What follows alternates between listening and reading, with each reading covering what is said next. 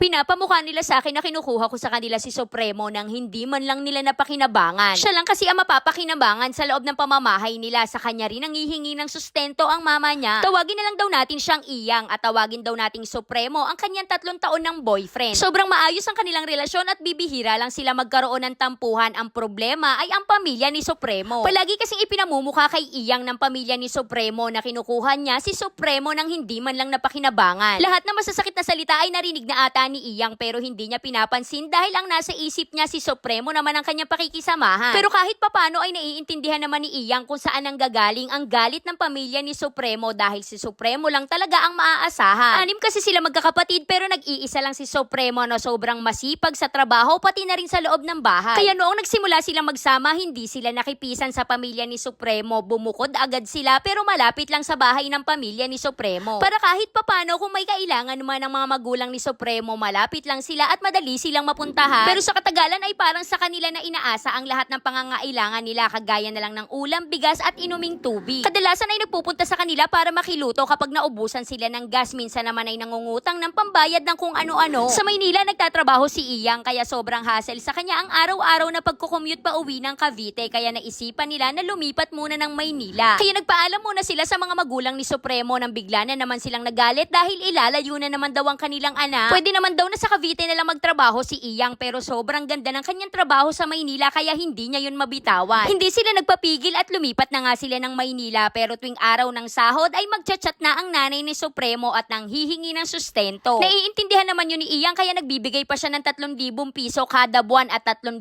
din naman ang manggagaling kay Supremo. Kaya 6,000 piso ang kabuuan ng naibibigay nila sa nanay ni Supremo sa loob ng 1 buwan. Pero ang masakit sa loob ni Iyang ay nakakarinig pa siya sa pamilya ni Supremo na bakit ang liit lang ng kanilang binibigay at hinaharang pa daw ni Iyang. Samantalang 6 naman sila magkakapatid at iisa na lang ang nag-aaral kaya umaasa sila na yung ibang kapatid ni Supremo ay nakakapagbigay din. Hanggang sa nalaman nila Supremo na ang perang binibigay pala nila ay binibigay ng nanay niya sa kapatid niya na may anak pambili ng gatas at diaper. Kaya si Supremo mismo ang may kagustuhan na huminto muna sila sa pagpapadala ng pera sa kanyang nanay para matutong bumuhay ng anak ang kanyang kapatid. Pero si Iyang pa rin ang naging masama sa paningin ng pamilya ni Supremo kaya kusa na siya nagbibigay ng pera at hindi niya sinasabi kay Supremo. Sa madaling salita, mabait sila kapag may kailangan at masama ka sa paningin nila kapag tapos ka ng pakinabangan.